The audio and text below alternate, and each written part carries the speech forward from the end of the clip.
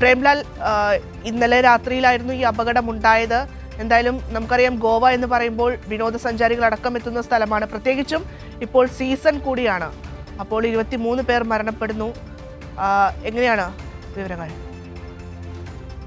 തീർച്ചയായും ഭദ്ര, വളരെ ദുഃഖകരമായ ഒരു വാർത്തയാണ് രാവിലെ തന്നെ കിട്ടുന്നത്. ഗോവയിലെ ക്ലബിൽ അർദ്ധരാത്രിയിലുണ്ടായ തീപിടുത്തത്തിൽ 3 സ്ത്രീകളടക്കം 23 പേരുടെ മരണമാണ് റിപ്പോർട്ട് ചെയ്തിരിക്കുന്നത്.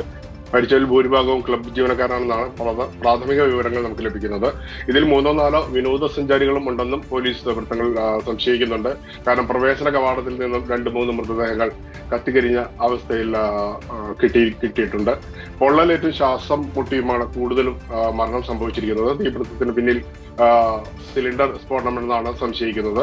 പ്രാഥമിക വിവരങ്ങൾ പ്രകാരം നൈറ്റ് ക്ലബ് അഗ്നിസുരക്ഷാ സേന മാനദണ്ഡങ്ങൾ പാലിച്ചിട്ടില്ലെന്നാണ് അറിയാൻ കഴിഞ്ഞ. മുഖ്യമന്ത്രിയുടെ പ്രതികരണത്തിലും അത് തന്നെയാണ് സൂചിപ്പിച്ചിരിക്കുന്നത്. വേണ്ടത്ര സുരക്ഷാ സംവിധാനങ്ങൾ ക്ലബിൽ ഉണ്ടായിരുന്നിരുന്നില്ല. വടക്കൻ ഗോവയിലുള്ള ആർപ്പോറയിലെ ഒരു ക്ലബിലാണ് ഈ സംഭവം ഉണ്ടായത്. 23 പേരുടെ മരണമാണ് ഇപ്പോൾ സ്ഥിരീകരിച്ചിരിക്കുന്നത്.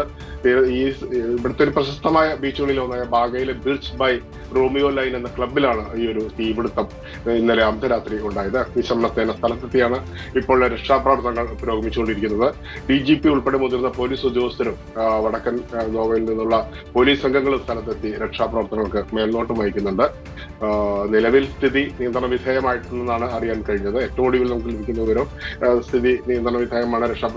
ഇവരെ താഴത്തെ നിലയിലുള്ള അടുക്കള ഭാഗത്ത് നിന്നാണ് തീ പ്രധാനമായും പടർന്നത്. തീപിടുത്തത്തിന്റെ ഉറവിടവും കാരണവും ഇതുവരെ കണ്ടെത്താനായിട്ടില്ല. അഗ്നിശമന സേനവും സുരക്ഷാ പ്രവർത്തകരും ചേർന്നാണ് ഒഴിപ്പിക്കലും മറ്റ് രക്ഷാപ്രവർത്തനങ്ങളെല്ലാം ഇപ്പോൾ നടന്നുകൊണ്ടിരിക്കുന്നത്.